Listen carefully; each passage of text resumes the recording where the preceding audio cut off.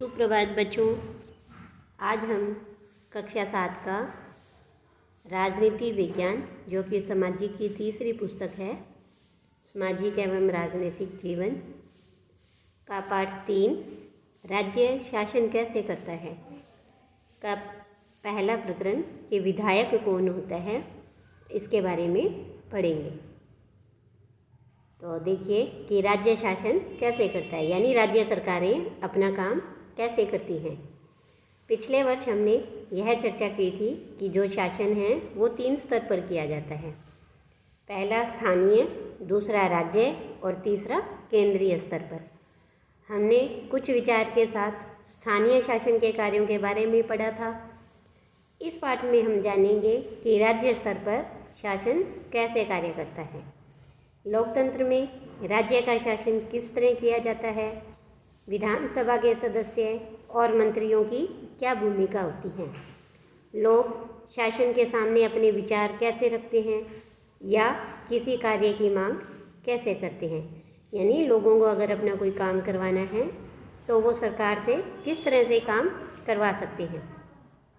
तो इन प्रश्नों पर विचार करने के लिए हम स्वास्थ्य का उदाहरण लेते हैं। आगे आपको एक उदाहरण दिखाया जा रहा है जिससे हमें इन प्रश्नों के बारे में पता लगेगा कि जिम्मेदारी किसकी।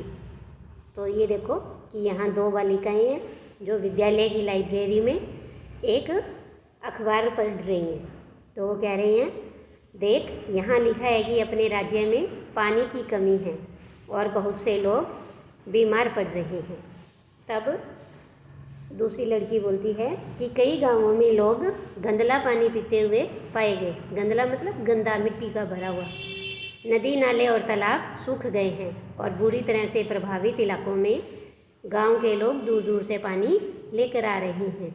यानी पहली बात तो कि नदी, नाले और तालाब सूख गए, पानी है ही नहीं, उन्हें दूर से लाना पड़ रहा है। या अगर थोड़ा बहुत जो पानी है तो वो गाँव में कैसा पानी है, गंदा पानी, और उसके पीने से कई लोग बीमार पड़ रहे हैं। जिला मुख्यालय पातालपुरम में लोगों को 3 दिन में एक बार ही पानी की सप्लाई दी जाती है। देखो 3-3 दिन बाद उनके घरों में पानी आ रहा है। तो यहाँ का जिला चिकित्सालय यानी कि जो अस्पताल है वो मरीजों से अटा पड़ा है और इनमें बड़ी संख्या में हैजे से पीड़ित बच्चे हैं। यानी उस गांव में कौन सी बीमारी फैली हुई है, हैजा। तो टीवी पर समाचार में भी बताया गया था कि हैजे से 10 लोगों की मृत्यु हो गई है।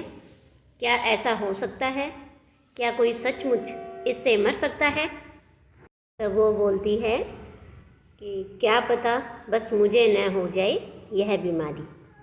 तो उसी दिन जब वो वापस विद्यालय से घर जा रही होती हैं तो फिर वो बातें करती हैं कि मेरी मम्मी ने कहा है कि बाज़ार में कुछ ठंडा नहीं पीना है। आज सुबह उन्होंने अपना एक भाषण मुझे सुना दिया। तुम्हें अपनी सेहत की जिम्मेदारी संभालनी चाहिए। तो और इस तरह से वो दोनों आपस में लड़कियां हंसने लगती हैं।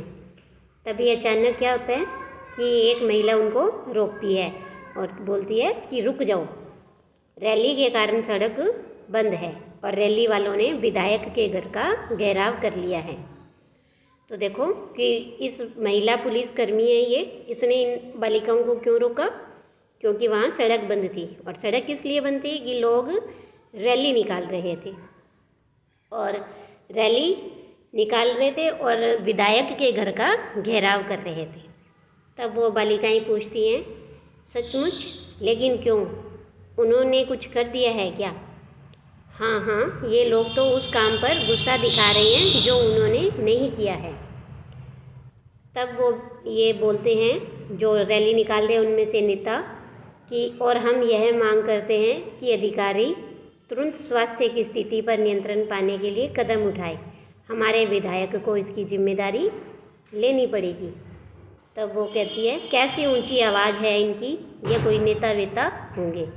तब वो उन्हें चुप करवाती है, और मैंने इन्हें टीवी पर भी देखा है, ये विरोधी दल के नेता हैं। तो देखो उसमें दिखा रहे थे कि विधायक है ना, कि विधायक को जिम्मेदारी लेनी होगी। तो ये विधायक कौन होता है? तो उपरोक्त भाग में हमने पातालपुरम की कुछ घटनाओं के बारे में पढ़ा। आप शायद जिलाधीश, चिकित्सा अधिकारी जैसे अधिकारियों के नामों से भी परिचित होंगे, परंतु क्या आपने विधायक और विधानसभा के बारे में सुना है?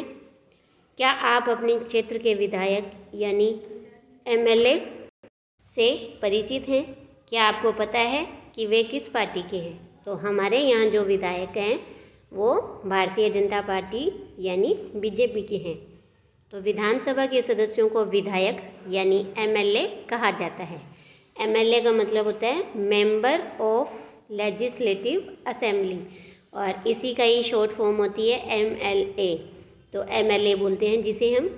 एमएलए का चुनाव जनता द्वारा किया जाता है, यानी कौन चुनता है उन्हें? जनता वोट डालकर एमएलए को चुनती है। फिर वे लेजिस्लेटिव असेंबली के मेंबर यानी विधानसभा के सदस्य बन जाते हैं और फिर सरकार बनाते हैं। इस प्रकार से हम कह सकते हैं कि विधायक जो है वो जनता का प्रतिनिधित्व करते हैं, क्योंकि जनता ही उन्हें चुनती है, तो इसलिए वो जनता के प्रतिनिधित्व करते हैं।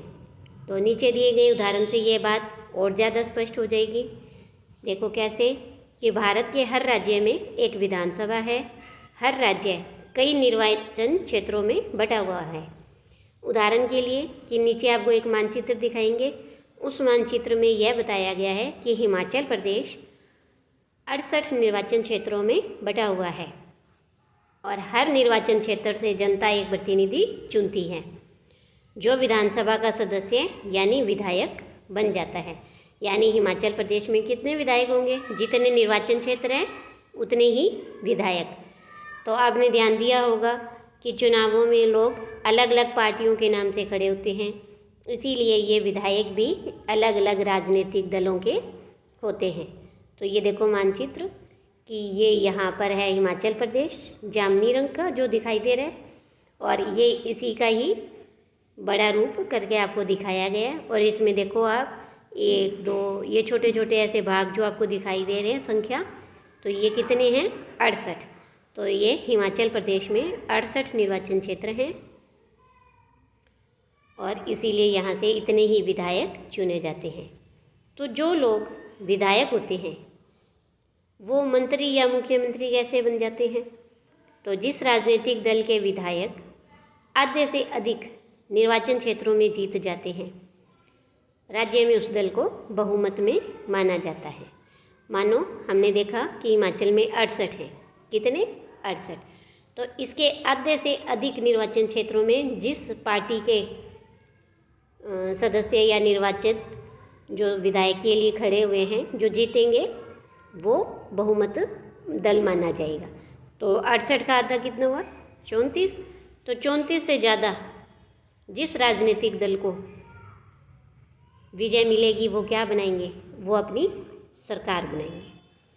तो बहुमत प्राप्त करने वाले राजनीतिक दल को सत्ता पक्ष और जो बाकी बचे उसे विरोधी पक्ष कहा जाता है।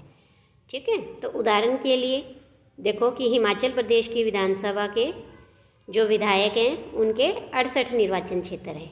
कितने? 68। तो ये देखो यहाँ पर आपको ये एक सारणी दिखाई हुई है जिसमें 2017 में जो विधानसभा के चुनाव हुए थे उसके परिणाम हैं। तो यहाँ पर राजनीतिक दलों के नाम और यहाँ पर उनके जीतने वाले सदस्यों के नाम। तो पहले है भारतीय जनता पार्टी, उसको कितनी सीटें मिली? 44। इंडियन नेशनल कांग्रेस INC, इसे कितनी सीटें मिली? 21। Communist party of India Marxist, इन्हें 1। और निर्दलीय वो होते हैं जो किसी भी पार्टी के नहीं होते, उन्हें मिली 2। तो कुल योग कितना हुआ? 68। अब देखो इसमें से सबसे ज़्यादा किन्हें सीटें मिली? बीजेपी को 44। तो 68 की आधी कितनी थी? 34। 34 से ज़्यादा मिली, तो यानी जो ये भारतीय जनता पार्टी है इन्हें बहुमत प्राप्त हुआ। तो ये क्या कहलाएंगी? सत्ता पक्ष, यानी अब ये सरकार बनाएंगी और ये सत्ता पक्ष कहलाती हैं। और बाकी जो अन्य हैं ये क्या कहलाएंगे? ये विरोधी पक्ष कहलाएंगे, यानी ये सरकार के कार्यों का उनसे सवाल जवाब करेंगे। और इन विरोधी पक्ष में भी मुख्य विरोधी दल कौन सा होगा? इंडियन नेशनल कांग्रेस, क्योंकि सब उसके बाद 44 के बाद सबसे ज़्यादा सीटें इन्हीं को मिली हैं, इसलिए ये मुख्य विरोधी दल होगा। इसके बाद देखो कि विभिन्न राजनीतिक दलों के उम्मीदवारों ने 2017 का विधानसभा चुनाव जीता और वे विधायक बन गए। विधानसभा में कुल विधायकों की संख्या 68 है, इसीलिए बहुमत प्राप्त करने के लिए किसी भी राजनीतिक दल को 34 से अधिक विधायकों की आवश्यकता होगी। तो भारतीय जनता पार्टी के 44 विधायक होने के कारण उन्हें बहुमत मिल गया और वे सत्ताधारी दल के सदस्य बन गए। अन्य सब विधायक विरोधी दल के सदस्य बन गए, यही हमने अभी पढ़ा था। इस उदाहरण में इंडियन नेशनल कांग्रेस मुख्य विरोधी दल बनी, क्योंकि भारतीय जनता पार्टी के बाद सर्वाधिक विधायक उन्हीं के थे। कितने थे? हमने देखा था 21। विरोधी पक्ष में कुछ अन्य पार्टियां भी थी और कुछ निर्दलीय उम्मीदवार भी थे जो चुनाव जीत कर आए थे। चुनाव के बाद सत्ताधारी दल के विधायक अपने नेता का चुनाव करते हैं, यानी ये जो 44 विधायक थे, अब ये क्या करेंगे? इन 44 विधायक मिल करके इनमें से एक अपना मुखिया चुनेंगे और वो क्या बनेगा? मुख्यमंत्री बन जाएंगे। तो इस उदाहरण में भारतीय जनता पार्टी के विधायकों ने श्री जयराम ठाकुर को अपना नेता चुना और वो हिमाचल के मुख्यमंत्री बन गए। इसके बाद मुख्यमंत्री और मंत्री, जो मुख्यमंत्री है वो मंत्रियों का चयन करते हैं और चुनाव के बाद राज्य का जो राज्यपाल है वो मुख्यमंत्री को और अन्य मंत्रियों की नियुक्ति करता है। तो अब ये राज्यपाल कौन होते हैं? तो देखो, राज्य का प्रमुख ही राज्यपाल कहलाता है। जैसे देश का प्रमुख कौन? राष्ट्रपति, है ना? वैसे ही राज्य का प्रमुख राज्यपाल।